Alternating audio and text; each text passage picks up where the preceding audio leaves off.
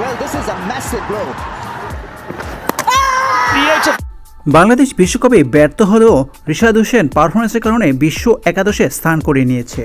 রংপুরের এই ক্রিকেটার বোলিংয়ের পাশাপাশি দুর্দান্ত ব্যাটিংও করে থাকেন। 18 মার্চ 2024 শ্রীলঙ্কার বিপক্ষে ওয়ানডে ম্যাচ দিয়ে তার অভিষেক হয়। 24 জুন 2024 আফগানিস্তানের বিপক্ষে টি-20 দিয়ে অভিষেক হয়। টি-20 বিশ্বকাপে বিশ্ব একাদশে স্থান পেয়েছে রিশাদ হোসেন। এই একাদশে নেতৃত্ব অবশ্য চমক রেখেছে ক্রিকেট অস্ট্রেলিয়া, কেননা দুই ফাইনালিস্ট ভারত ও দক্ষিণ আফ্রিকার অধিনায়কের কেউ নেই। দলনেতা করা হয়েছে আফগানিস্তানের তারকা স্পিন রশিদ খানকে। এই একাদশে অবশ্য ফাইনালিস্ট ভারতের সর্বোচ্চ 3 ক্রিকেটার আছে একাদশে। এছাড়া অস্ট্রেলিয়া ও আফগানিস্তানের 2 জন, ওয়েস্ট ইন্ডিজ, দক্ষিণ আফ্রিকা, বাংলাদেশ, যুক্তরাষ্ট্র 1 জন করে ক্রিকেটার রয়েছে। ওপেনার হিসেবে রয়েছে ট্রাভিস হেড ও রোহিত শর্মা।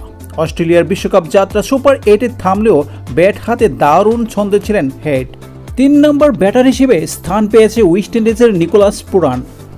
এরপর অবশ্যই যুক্তরাষ্ট্রের অ্যারন জোন্স, মার্ক স্টোয়াইন্স এবং হার্দিক পান্ডিয়া। স্পিন আক্রমণে আফগানিস্তানের রশিদ খান এবং বাংলাদেশের রিশাদ হোসেন। পেসারদের মধ্যে রয়েছেন আন্দ্রিক নকিয়া, জসপ্রীত বুমরা এবং ফজল হক ফারুকি। দলে অবশ্য সেমিফাইনাল খেলা ইংল্যান্ডের কেউ নেই, তেমনি নিউজিল্যান্ড, পাকিস্তানের কেউ জায়গায় পায়নি এই একাদশে। বাংলাদেশ বিশ্বকাপে খারাপ করলেও রিশাদ হোসেন টি-20 বিশ্বকাপের চলমান 9ম আসরে সব মিলিয়ে 7 ম্যাচে 25 ওভার বোলিং করেছেন, সেখানে উইকেট নিয়েছেন 14টি। যে কোনো বাংলাদেশি বোলার হিসেবে বিশ্বকাপে এক আসরে সর্বোচ্চ উইকেটের কীর্তি নিয়েছেন এই রিশাদ হোসেন। রিশাদের কথা বলবো যে পুরো টুর্নামেন্টে দারুণ বোলিং করেছে। এ পর্যন্ত 3টি ওয়ানডে, 1টি উইকেট নিয়েছেন। এই পর্যন্ত 24টি টি-20 খেলে 29 উইকেট নিয়ে সবার নজর কেড়েছেন। তবে এখনও পর্যন্ত টেস্টে অভিষেক হয়নি।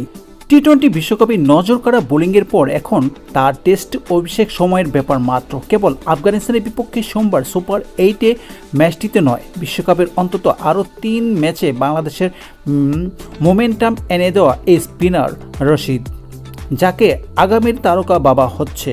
যেখানে বাংলাদেশের এমনিতেই জেনুইন লেগ স্পিনার সংকট চলছে বহু বছর ধরে, এখানে রিশাদের সফলতার স্বাক্ষর রাখাটা আগামী লাল সবুজ বাহিনীর জন্য আশার বীজ বনে দিতে চলেছে।